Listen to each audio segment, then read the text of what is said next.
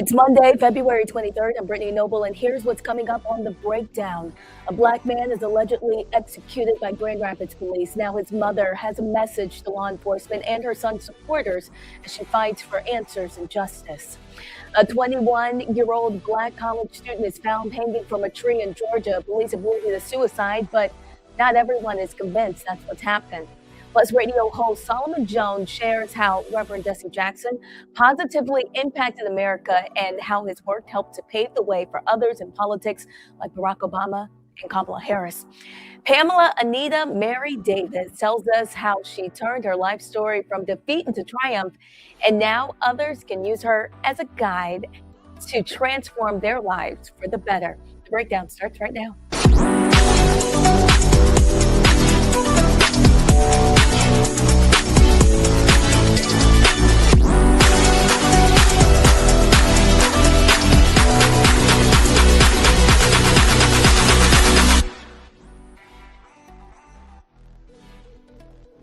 Well, a black mother is demanding answers after her 32-year-old son, DeQuayne Johnson, was shot multiple times by police in Grand Rapids, Michigan. The shooting happened Wednesday night around 9:30 near Eastern Avenue and Martin Luther King Jr. Street in the parking lot of an apartment complex. Johnson was taken to the hospital where he died the following day. Police say they believe that he was armed with a handgun, so they pursued Johnson, who was on a bike. The dash camera video from police shows the emergency lights and sirens were activated as Johnson rode the bike away from the police into the parking lot. One officer deployed a K9 that attacked Johnson. Footage from an officer's body camera shows him moving in toward Johnson with his gun drawn, demanding he get on the ground with his hands up. According to Grand Rapids police, an officer fired their weapon. As the family now fights for justice, his mother has a message.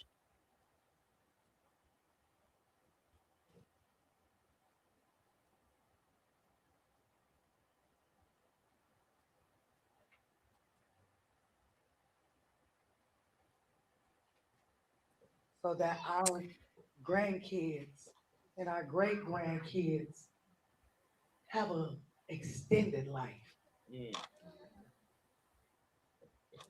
I also want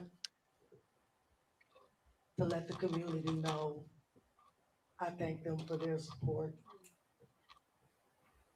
I do, however, want to reiterate that I do not condone any type of violence, not even to the officer who shot my son in the back of the head. Okay?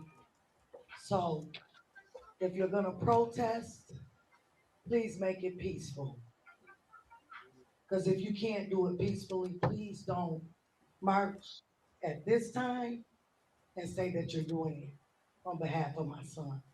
Because I can't get justice if we're being violent too. Okay? So I need the community to know I want you to show up and show out, but we got to show out in the right way.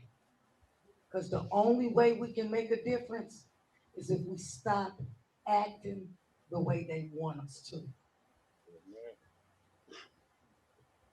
I'm a little numb. So if I'm not crying, it doesn't mean I'm not hurt. If I'm not standing here with my strength right now, I'm standing here with the strength of God. Because at 11 o'clock today, the Lord met me right where I was in that beautiful home.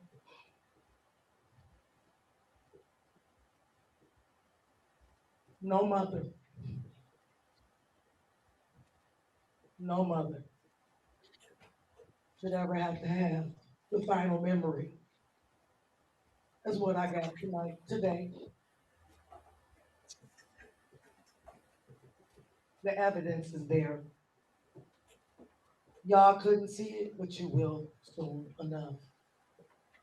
But my son was shot in the back of the head. He was mauled in the neck by a dog. And the way he was shot in his hands, you could tell that his hands were being held behind his back. To the police chief, I'm not mad at y'all. What I want y'all to know is, yeah, Daquan was on parole. Daquan was a convicted felon.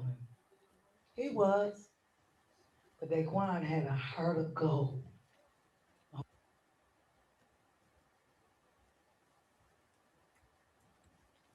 Johnson's family is pushing back on the claim that he had a gun, saying he did not pose a threat to officers.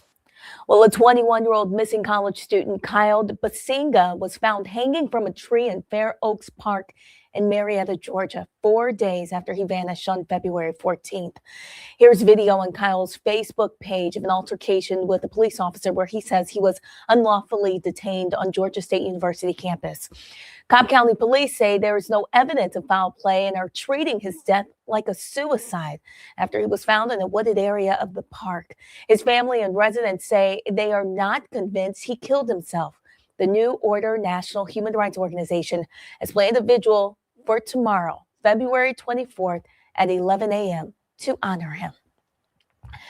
Well, Alabama civil rights icon Joanne Bland has died. Bland was one of the youngest people to march across the Edmund Pettus Bridge on March 7, 1965, also known as Bloody Sunday.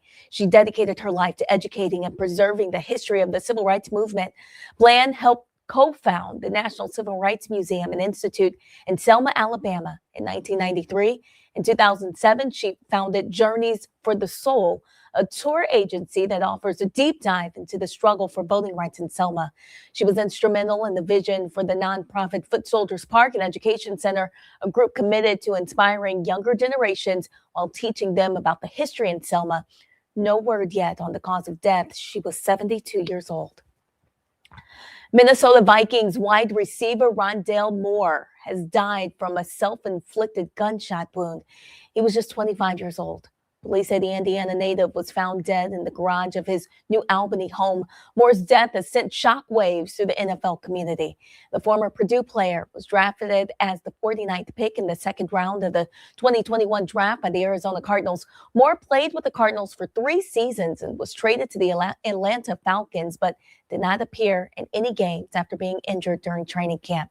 He most recently signed with the Vikings. Well, President Donald Trump is demanding Netflix fire former U.S. Ambassador and National Security Advisor Susan Rice from its board. Trump posted a message on his Truth Social account this weekend calling for the streaming company to let her go immediately or pay the consequences. Trump is referring to Rice as racist and Trump deranged, even questions how much she's being paid. The president wrote in part Netflix should fire Susan Rice immediately or pay the consequences, adding that her power is gone and will never come back. The comments come after Rice appeared Thursday on the Stay Tuned with Pre-Bharat podcast, where she said corporations that take a knee to the president and break the law should expect consequences. And when it comes to the elites, you know, the corporate interests, the law firms, the universities, the media, I agree with you, Preet. It is not, it's not going to end well for them. For those that decided that it was, you know, that they would act in their perceived very narrow self-interest, which I would underscore is very short-term self-interest, and, you know, take a knee to Trump. I think they're now starting to realize, wait a minute, you know, this is not popular. Trump is not popular. What he is doing, whether on the economy and affordability or on immigration now, is not popular. And that there is likely to be a swing in the other direction. And they are going to be caught with more than their pants down. They're going to be held accountable by those who come in opposition to Trump and win at the ballot box. And I can tell you, Preet, you know, as I talk to leaders in Washington, leaders in our party, leaders in the states, if these corporations think that the Democrats, when they come back in power, are going to, you know, play by the old rules and you know, and say, oh, never mind, we'll forgive you for all the people you fired, all the policies and principles you've violated, all, you know, the laws you've skirted. I think they've got another thing coming because, you know, just like when Trump thought, okay, I'll redistrict and the Democrats won't have the guts to play hardball. They're going to be surprised. Democrats have had a belly full, and we're not going to play by the old set of rules when these guys are playing by a very different set of rules. We're going to play by the law, but we're not going to violate the law the way they do, but we're not going to be suckers. And so I think, whether you're a law firm, whether you're a university, whether you're a media entity, whether you're a big corporation, whether you're big tech, you need to play a long game, not this short game that has been so detrimental. Well, Trump's comments come as Netflix and Paramount Skydance face a key deadline in the bidding war for Warner Brothers Discovery. The Department of Justice is reviewing the proposed acquisition. Well, during the British Academy of Film and Television Arts in London, a white man yells out the N-word. It all happened on Sunday night while Black actors Michael B. Jordan and Delroy Lindo presented an award on stage. John Davidson has Tourette syndrome, a neurological disorder characterized by involuntary tics and vocalizations, and he yelled out the racial slur. Here's the clip. Delroy and I are delighted to be presenting the first BAFTA of the night for a vital part of movie making. We're here to celebrate. Well, Davidson, who has long campaigned for awareness of the condition, told CNN before the ceremony that he was worried about the involuntary tics. A Black actress is suing Harvard University's American Repertory Theater for racial discrimination and negligence. The lawsuit follows a 2025 production of The Odyssey. Nike Imori alleges that in the suit, the production caused 90% permanent hair loss. She says that an unqualified stylist installed tight, damaging extensions for a role, resulting in severe non-scarring alopecia trauma and lasting scalp damage. She accuses the theater of not properly caring for her hair. She talks briefly about how painful the experience as going through that ordeal.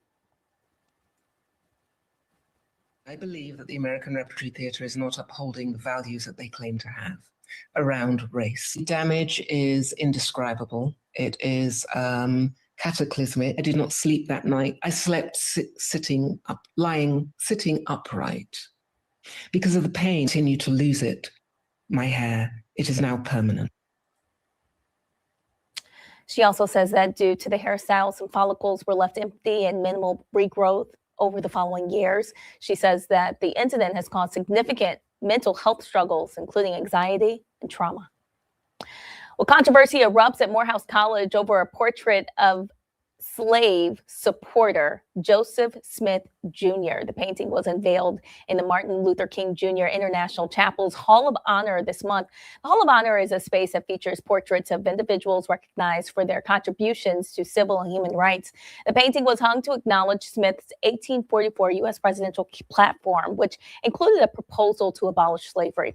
Students and staff expressed outrage, arguing that the inclusion of Smith and the founder of the Church of Jesus Christ of Latter-day Saints was inappropriate, lacked student input, and conflicts with the legacy of the historically Black college. Alonzo Brinson, the president of the Chapel Assistance Program, says he was blindsided by the timing of the unveiling.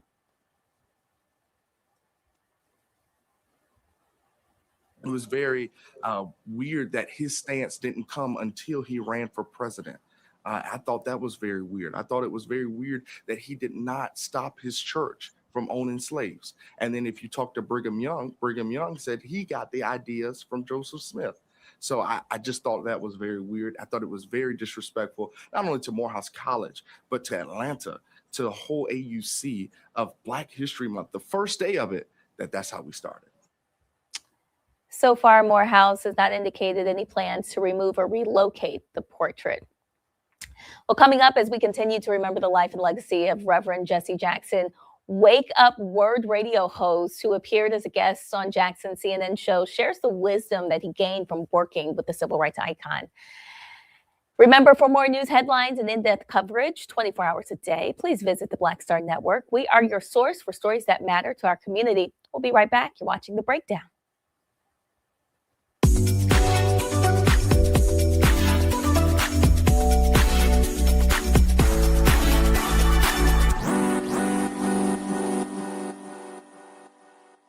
With medicine and science under attack, I want to keep you and your family informed and healthy.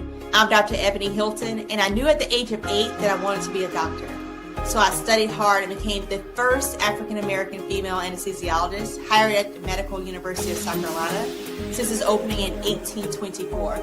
And I always say I was made into a doctor, but I was born to be a mom. And as a new mom, wife, sister, daughter, and friend, I understand how frightening a medical crisis can be. I care for individuals on some of the worst days of their lives, and it's my mission to provide you with a safe space to gain clarity on issues affecting your mind, body, and soul. I recognize that there are health disparities, particularly as it pertains to race, and I want to help bridge the gap between you and your healthcare providers. Join me every Thursday for Second Opinion on the Black Star Network, where each week I'll invite experts from various medical fields to share the latest health news.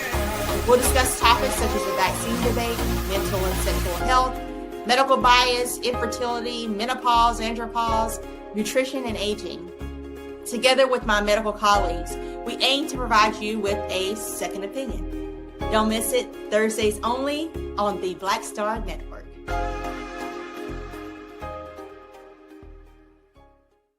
If in this country right now, you have people get up in the morning and the only thing they can think about is how many people they can hurt, and they got the power, that's the time for mourning.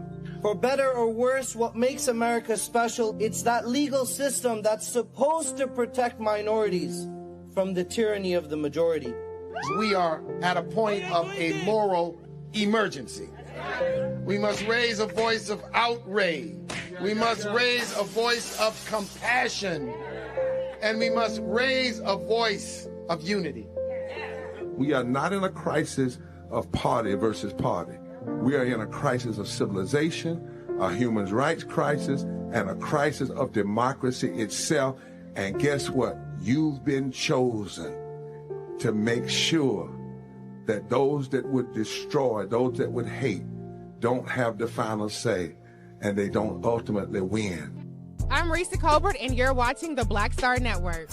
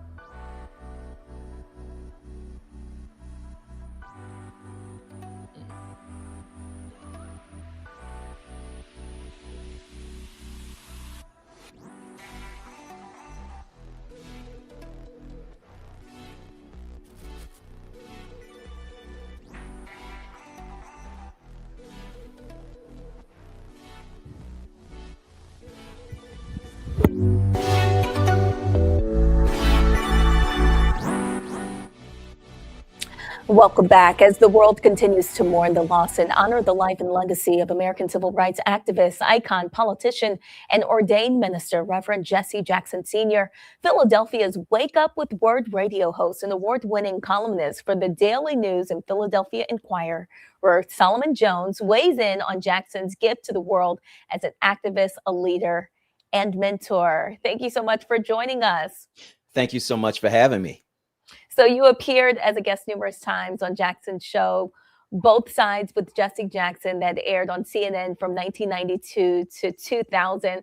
Tell us a little bit about what that was like. Well, actually, I appeared on his radio show, Keep Hope Alive, with Reverend Jesse Jackson. He was a multimedia icon. And what I learned from him was that he was very inquisitive. He was very astute in terms of politics and especially protest. The first time I appeared was in 2018. I believe it was April of 2018, to talk about the arrests of two young Black men who had been arrested in a Starbucks here in Philadelphia. They were doing what people do in Starbucks, which is go in, sit down, buy nothing, and have meetings. And so everyone else was allowed to do that. These two young men were arrested. It sparked protests here in the city of Philadelphia. And Reverend Jackson was very interested in how those protests went, what people were doing here, what methods they were using in order to bring about justice in that particular case. I learned that he had been someone who had been protesting since he was a teenager, protesting in the library in Greenville, South Carolina, where he grew up, protesting in the airport with a man who would become his mentor from Philadelphia, Reverend James Hall. And so his involvement with King was just a natural progression of who he was. He was somebody who wanted to stand up, somebody who did not want to subject himself to Jim Crow, even though he had grown up in the South. And I think that carried over into what he did, not only in activism, but also in media. You know, he's known as the first Black man to make a jump from activism to major party presidential politics, paving the way for people like President Barack Obama. Tell us about, I don't know, what that representation meant for many Black people growing up in the 80s and seeing this man take such a major leap. So at the risk of giving away my age, I graduated from high school in 1985. Okay. And so I'm a young person watching Jesse Jackson run for president. And it was a transformative experience because I had never seen anyone Black do that. Now, of course, there had been Shirley Chisholm before. There had been others who had not run in a serious way or been taken as seriously as Jesse Jackson. But here was Jesse Jackson on the world stage, running for president in the 80s and really electrifying the Democratic National Convention, electrifying the party, and being someone who was a serious candidate for president. I had never seen that before.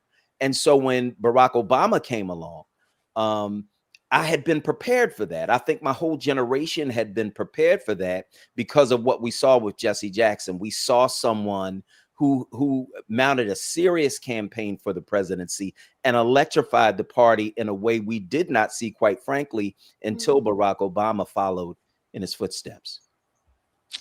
I mean, Jackson aimed to increasingly bring America's diverse population together with a message centered on the poor and working class Americans.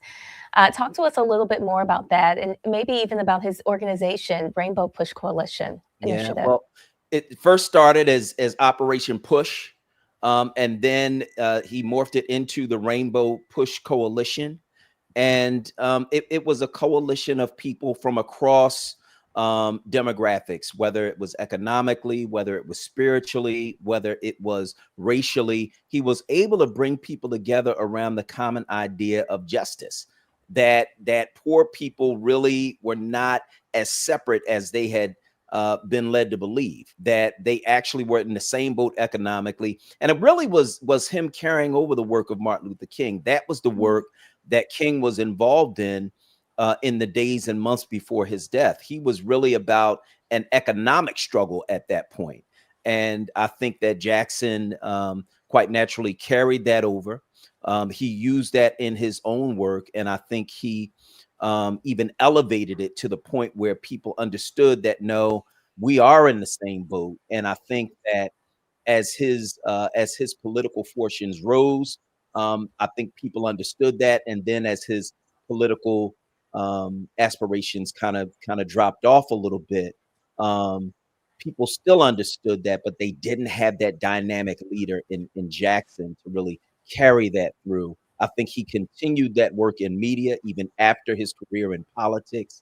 And that's one of the things that I think makes him an icon, that he could carry that same message in politics, in media, in activism, and in all three places carried it effectively.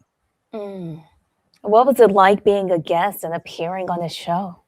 Oh my God, it was it was so surreal.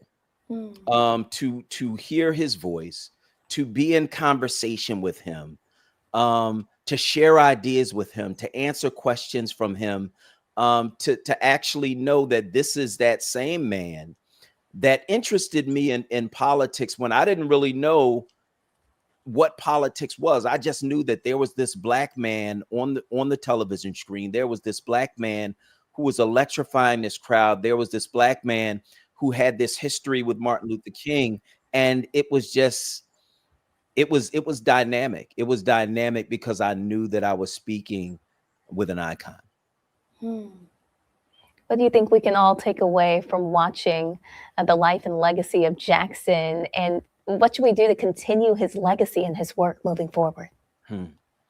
I think that all of us have to work in the place where we are. I think that all of us have to influence the people that are closest to us. And then we have to work in ever widening circles. You know, Jesse Jackson, of course, an ordained minister. I'm now a licensed minister, and so in many ways following in his footsteps. But I think all of us have to work in ever widening circles in order to influence those around us to seek justice.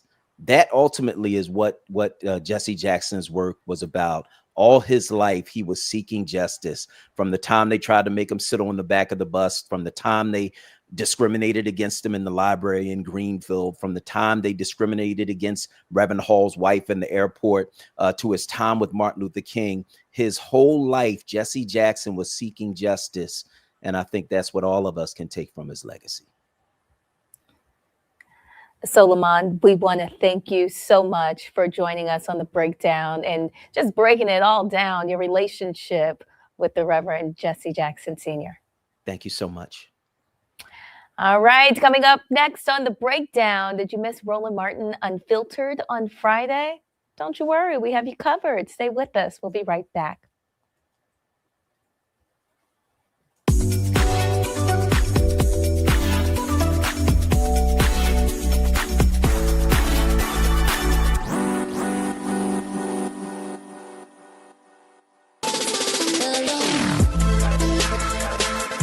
Hey y'all, welcome to The Other Side of Change, only on the Black Star Network and hosted by myself, Rhea Baker, and my good sis, Jamira Burley. We are just two millennial women tackling everything at the intersection of politics, gender, and pop culture. And we don't just settle for commentary. This is about solution-driven dialogue to get us to the world as it could be and not just as it is. Watch us on the Black Star Network, so tune in to The Other Side of Change.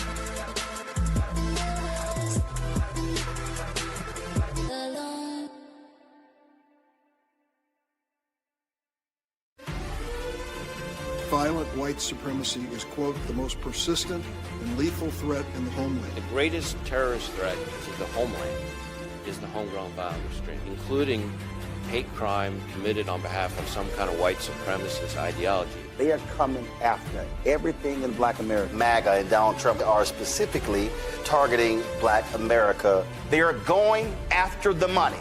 Attack Black Lives Matter. Attack critical race theory, attack woke, DEI. MAGA wants to defund Black America. This is a perfect example of their desire to completely degrade and de-emphasize Black people.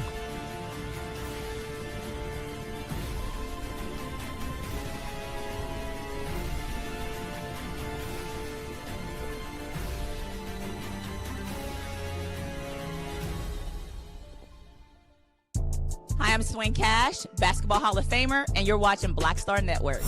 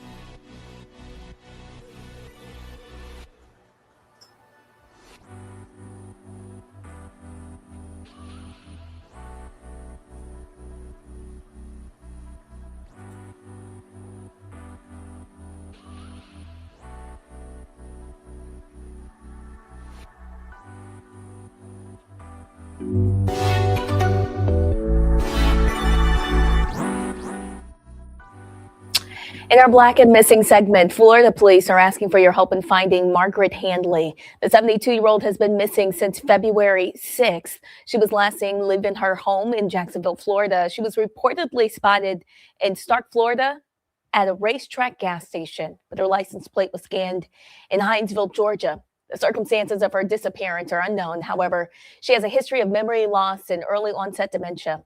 Hanley also has high blood pressure. She was last seen wearing a jean dress with black flat shoes and a brown purse. If you know where she could be, please contact the Jacksonville Sheriff's Office. The number is 904-255-2735.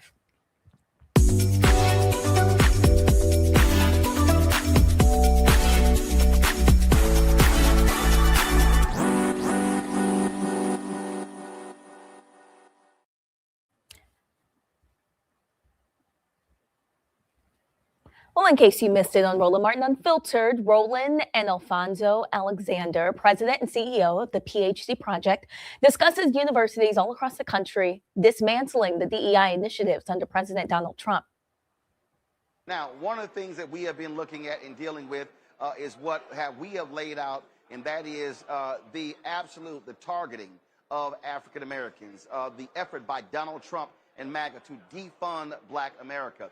And so what they have been doing is attacking colleges and universities, forcing them to make massive changes to a variety of things. Again, I'm here in College Station, my alma mater, Texas A&M University, being led by this right-wing governor in Texas, Greg Abbott, and this nutcase right-wing Lieutenant Governor Dan Patrick. They have been forcing the Board of Regents to do away with race and gender. University of Texas took some action today saying that they want to keep students from having to take what they call controversial classes. That makes no sense whatsoever. But what we're seeing here, some 45, 50 institutions are being cut. We're talking about places where they have programming that's about reaching out and increasing the number of African Americans, Latinos, Native Americans, Asian Americans in colleges and universities. Well, Donald Trump's anti-Black, anti-DEI, anti-minority administration is hitting these folks hard. And so now all of a sudden, these universities are scared to death, so they literally are cutting ties with a variety of organizations. The Washington Post had a story. If y'all have in the control room, pull that story up. The Washington Post had a story laying out these cuts. In California, they literally are cutting ties with a chapter of the Lynx.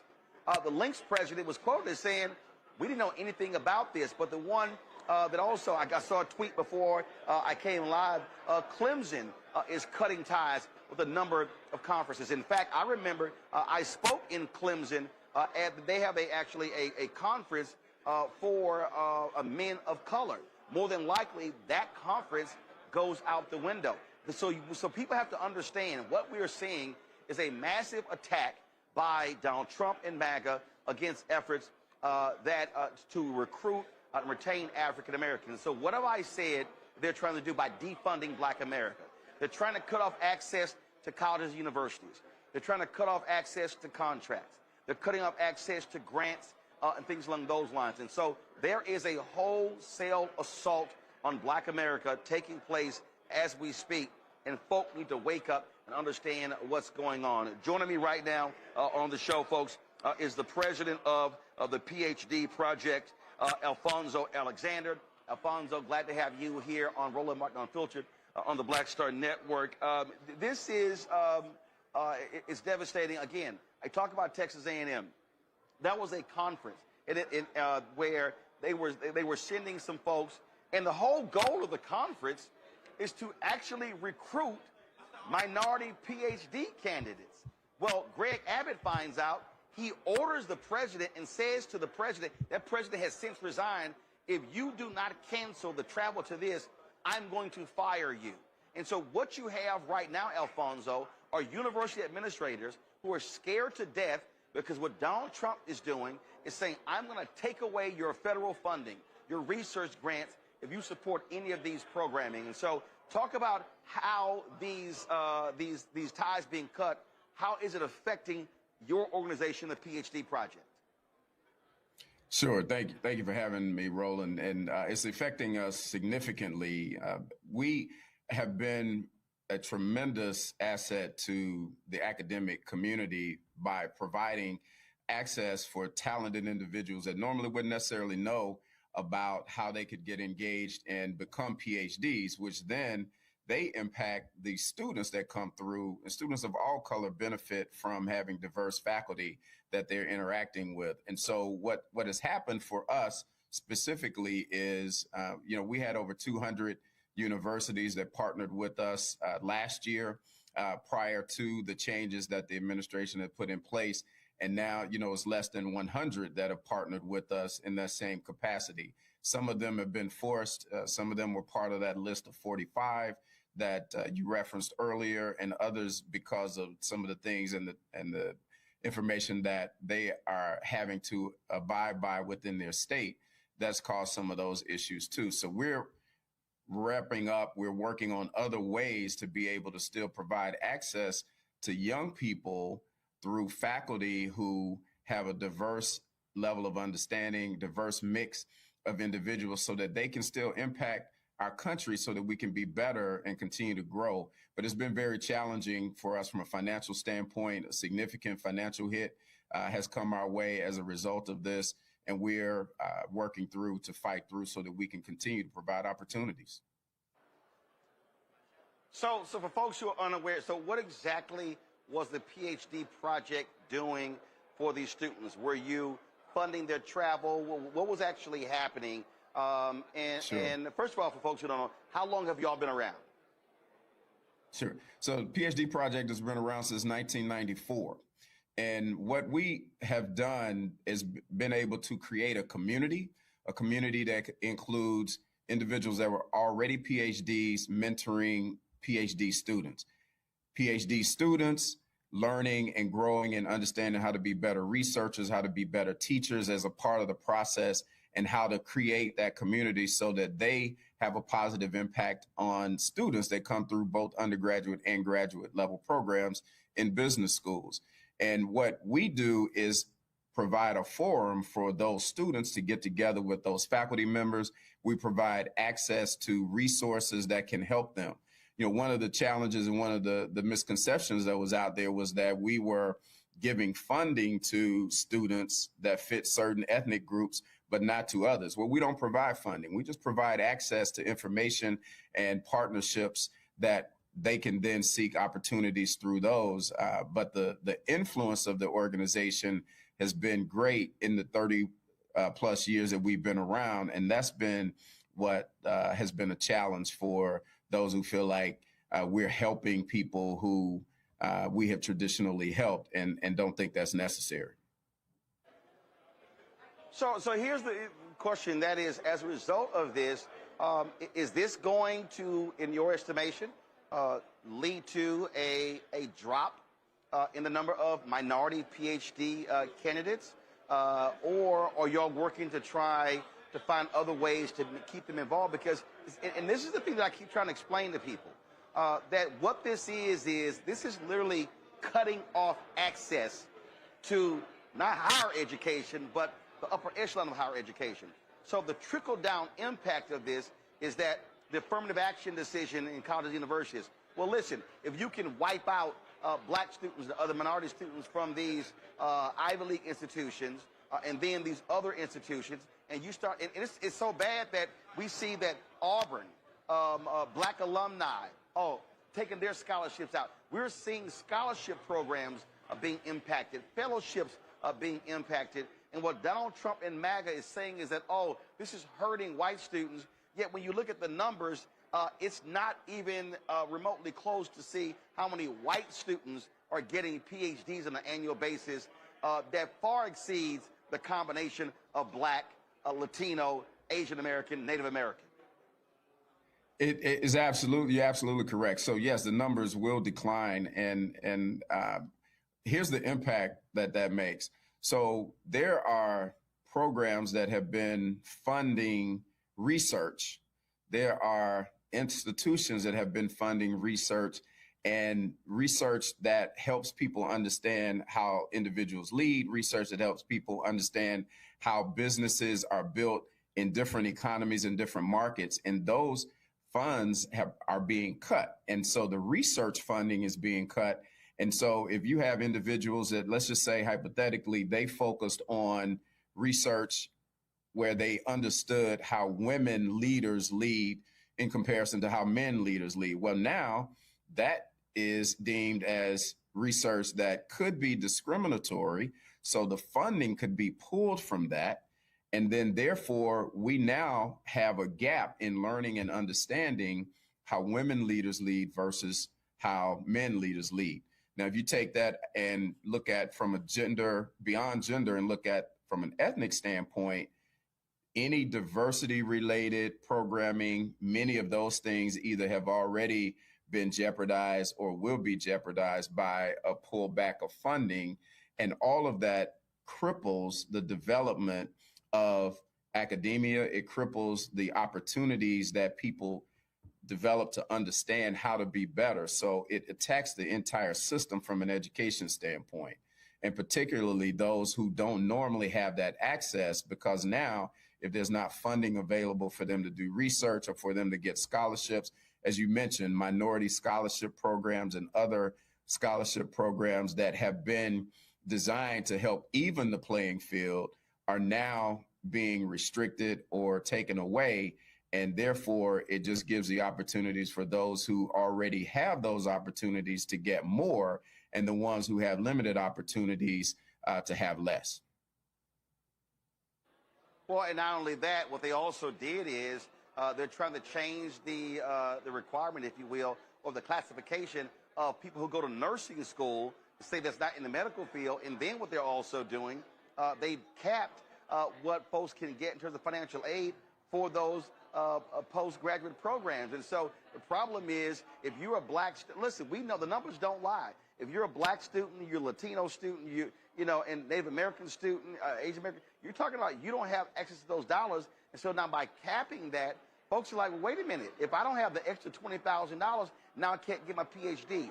And this is what I've been trying to explain to my audience since the inauguration of Trump last year, that what we are seeing, how I frame this, is a massive effort with Project 2025 to defund Black America, that they are attacking multiple institutions, and that is having a profoundly negative impact on our people.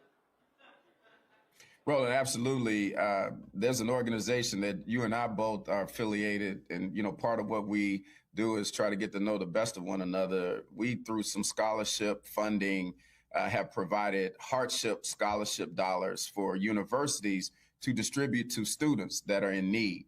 We've had 2 universities to tell us that they can't accept those funds because of who those funds have been traditionally going to. So they can't even help students that are in hardship through funding from us as an organization now.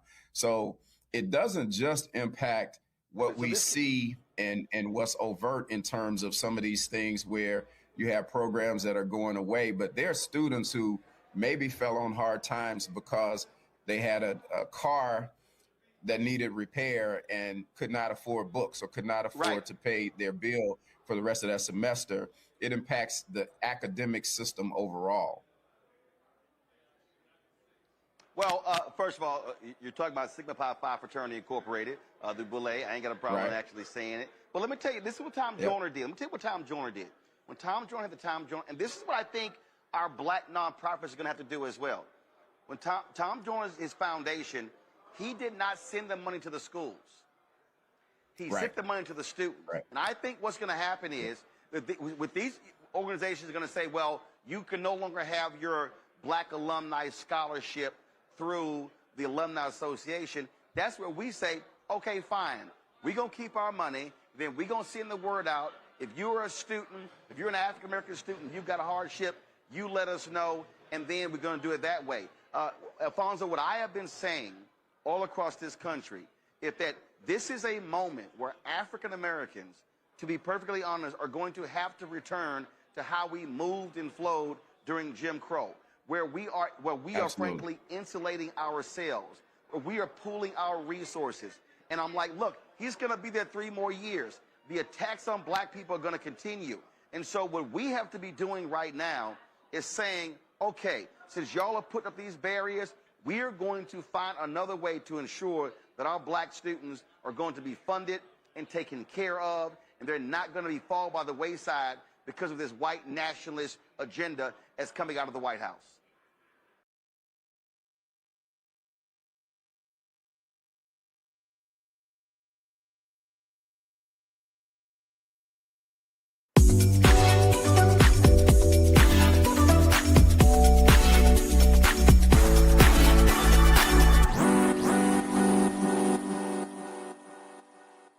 With medicine and science under attack, I want to keep you and your family informed and healthy. I'm Dr. Ebony Hilton, and I knew at the age of 8 that I wanted to be a doctor. So I studied hard and became the first African-American female anesthesiologist hired at the Medical University of South Carolina since its opening in 1824. And I always say I was made into a doctor, but I was born to be a mom. And as a new mom, wife, sister, daughter, and friend, I understand how frightening a medical crisis can be. I care for individuals on some of the worst days of their lives, and it's my mission to provide you with a safe space to gain clarity on issues affecting your mind, body, and soul. I recognize that there are health disparities, particularly as it pertains to race, and I want to help bridge the gap between you and your healthcare providers. Join me every Thursday for Second Opinion on the Black Star Network, where each week I'll invite experts from various medical fields to share the latest health news. We'll discuss topics such as the vaccine debate, mental and sexual health, medical bias, infertility, menopause, andropause, nutrition, and aging. Together with my medical colleagues, we aim to provide you with a second opinion. Don't miss it, Thursdays only on the Black Star Network.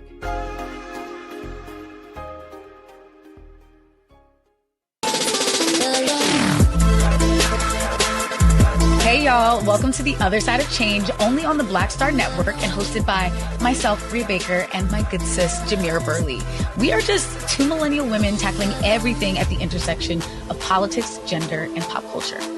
And we don't just settle for commentary. This is about solution-driven dialogue to get us to the world as it could be and not just as it is. Watch us on the Black Star Network, so tune in to The Other Side of Change.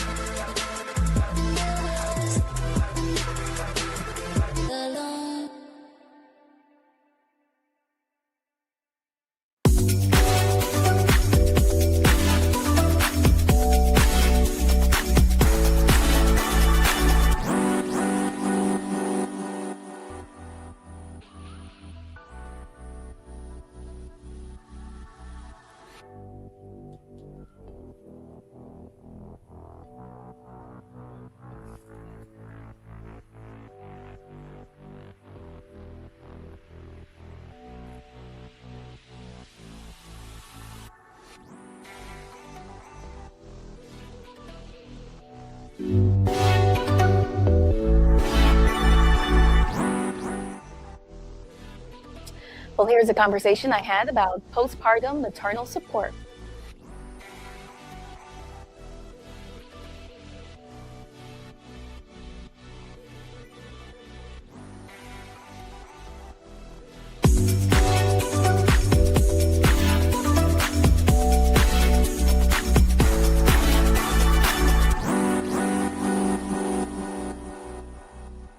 They said the quiet part out loud. Black votes are a threat, so they erased them. After the Supreme Court gutted the Voting Rights Act in 2013, Republican legislatures moved fast. New voter ID laws, polling place shutdowns, purges of black voters from the rolls. Trump's Justice Department didn't stop it, they joined in. In 2018, his DOJ backed Ohio's voter purge system, a scheme that disproportionately erased black voters. Their goal, erase black votes and political power. Yeah, that happened. These are the kinds of stories that we cover every day on Roland Martin Unfiltered.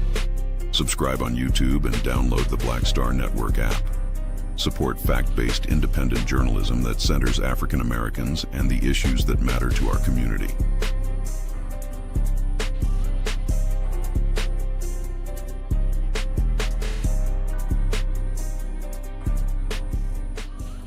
If in this country right now, you have people get up in the morning and the only thing they can think about is how many people they can hurt, and they got the power, that's the time for mourning. For better or worse, what makes America special, it's that legal system that's supposed to protect minorities from the tyranny of the majority. We are at a point of a moral emergency. We must raise a voice of outrage. We must raise a voice of compassion. And we must raise a voice of unity. We are not in a crisis of party versus party. We are in a crisis of civilization, a human rights crisis, and a crisis of democracy itself. And guess what? You've been chosen to make sure that those that would destroy, those that would hate, don't have the final say, and they don't ultimately win.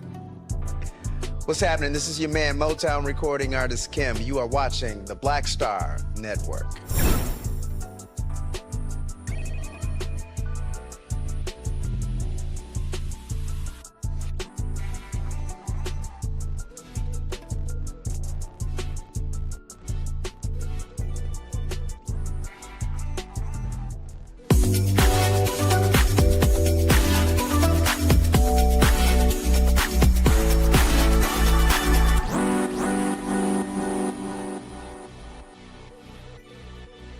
The postpartum period is one of the most vulnerable times in a mother's life, physically, emotionally, and mentally. And for so many new parents, the support disappears right after the baby arrives. And that's especially true when it comes to breastfeeding and lactation education, something that can feel overwhelming, painful, and confusing without the proper guidance.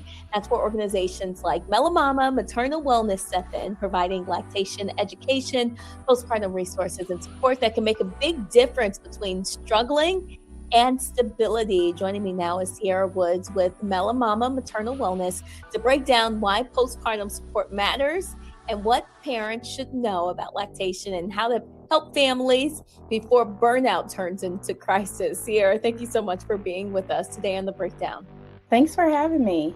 Absolutely. Tell us a little bit about why postpartum care is such a critical part of maternal health. Well, it's huge because typically a lot of people don't have enough support. So you think about, in general, when you have a baby, you're very in a vulnerable position.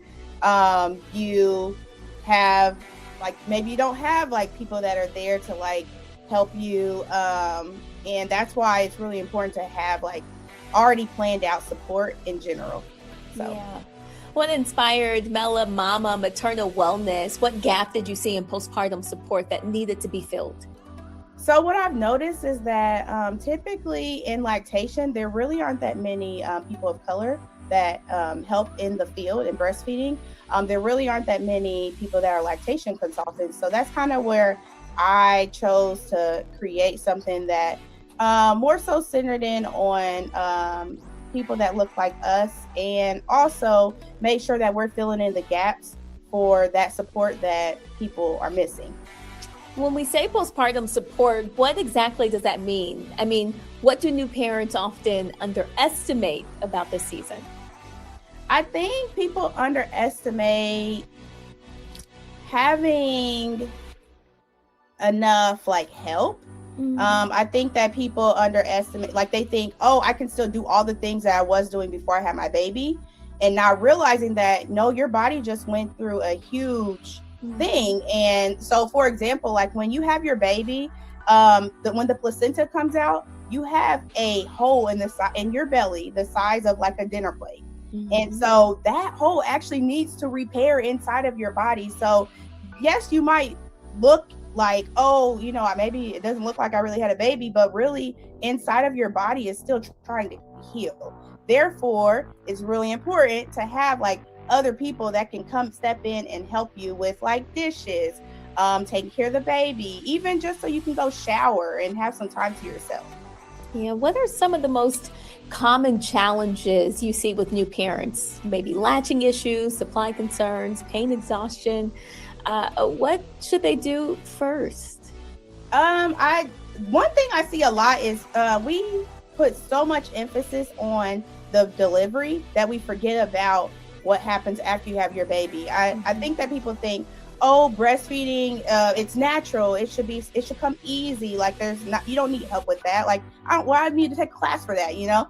And what I found is that when people have their babies, whether like in the hospital or at home, it's usually those few days after you have your baby when your baby is like, hey, I'm ready, you know, waking up more like alert, ready to eat. And that's where some of the breastfeeding struggles usually come about, because they feel that, oh, my baby should just latch, this is natural. But really, breastfeeding is learned. Like it's a thing that you and your baby have to learn together. I always tell people like it's kind of like a dance, like the dance that you and your baby have to learn at the same time together. So it might, and sometimes it's different with different babies. So you might not have problems with the first baby, but then the second one, you might have more issues that you're looking for help with. Sure. Tell us, how soon should a new parent seek lactation support? Should they wait until there's a problem or just begin getting help before the baby even arrives? So first things first, I think that everyone should take a breastfeeding prenatal class. Like they should take this class even before you have your baby. And also bring your support person with you so that things that maybe you might miss out on during the class, they can then like say, oh, I remember that, from the class, and encourage you and then educate you again on, hey, remember we learned this before. So typically you want to take the class before you have your baby. So then after you have your baby, you already have your planned out, like you have your plan ready for lactation support. You already know like who you're going to call if you do start having issues. You already have met with a lactation consultant prior to. So when those issues do arise, you already have the number. A lot of parents feel guilt if breastfeeding doesn't work out the way that they planned. How do you help parents navigate that emotional pressure? I always tell people that breastfeeding is truly however you want it to be. So breastfeeding is not just all or nothing. Like, oh, I have to either fully breastfeed my baby or I have to just offer formula. Like you are allowed to do both. You can do whatever works for you and your family. So don't put as much pressure on yourself to like meet these standards and like things that you might see online, social media a lot. Do what works best for you and your family.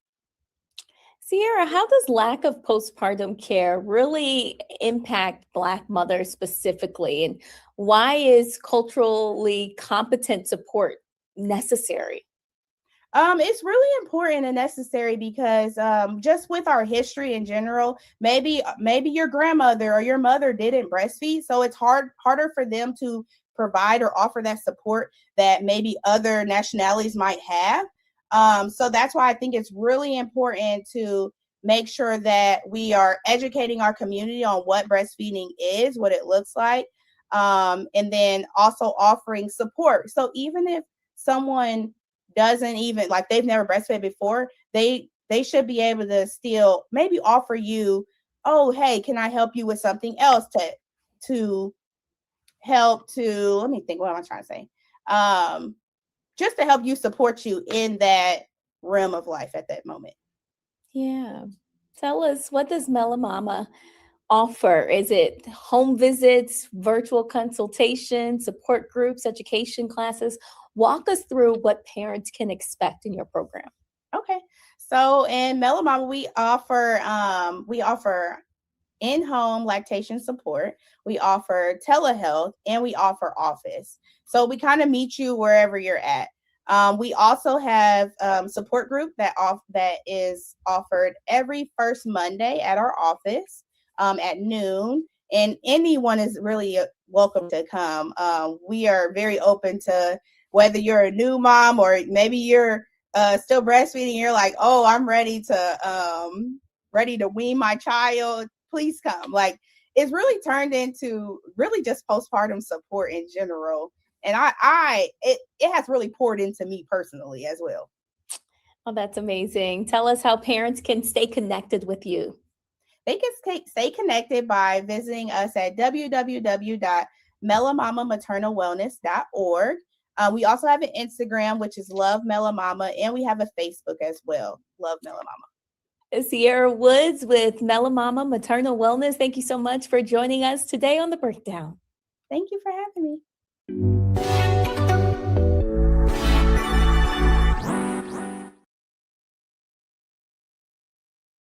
Legacy and what it truly means to be strong. The memoir, Resilience Found Me, a memoir of anxiety, grief, and passing the crown. It's by Pamela Anita Mary Davis. It's an intimate and courageous account of navigating anxiety, enduring personal loss, and learning how to redefine resilience, not as silence, but as truth. And at a time when so many of us are balancing professional success with private battles, this conversation feels especially timely. Joining me now is author Pamela Anita Mary Davis. Thank you so much for joining us today on The Breakdown. Let's start at the beginning. Tell us a little bit more about your memoir and what led you to write it.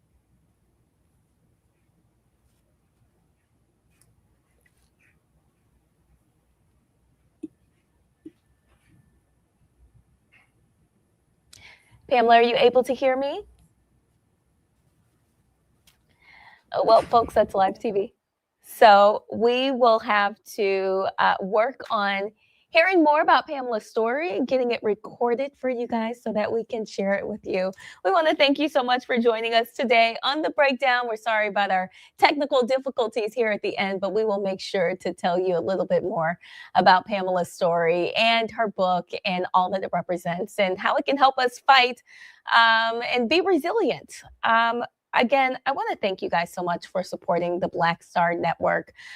We have so much in store for you. And as always, you can check the website 24 hours a day for news right there at your fingertips. Roland Martin is getting ready for his show tonight, Roland Martin Unfiltered. It starts at 6 p.m. Eastern right here on the Black Star Network. And remember, if you ever want to represent the Black Star Network beyond the screen, there is an easy way to do that. You can head to shopblackstarnetwork.com where you can get official Black Star Network swag. We have hoodies and t-shirts, crew necks, and it's just a way to support the network and show pride in Black-owned media wherever you go. Don't stop there. When you shop blackstarnetwork.com, you're also supporting a growing collection of Black-owned businesses featured on the site, from apparel and accessories to even gift items. So that's where you can go to make sure that your money continues to circulate in our community. That's shopblackstarnetwork.com. Support the network, support Black-owned businesses, and of course, support the culture. That'll do it for us today on The Breakdown. Thanks for spending part of your day with us. Be sure to keep the conversation going. I love talking with you guys online. You can find me at The Noble Journalist. As always, please send in your questions and story ideas. Let us know what's happening in the communities so that we can share the news with you guys. Don't forget, we'll be right back here tomorrow with more news, more context, and more voices that matter. Again, for special news coverage, on-demand content, visit blackstarnetwork.com. Check out everything happening across the Black Star Network.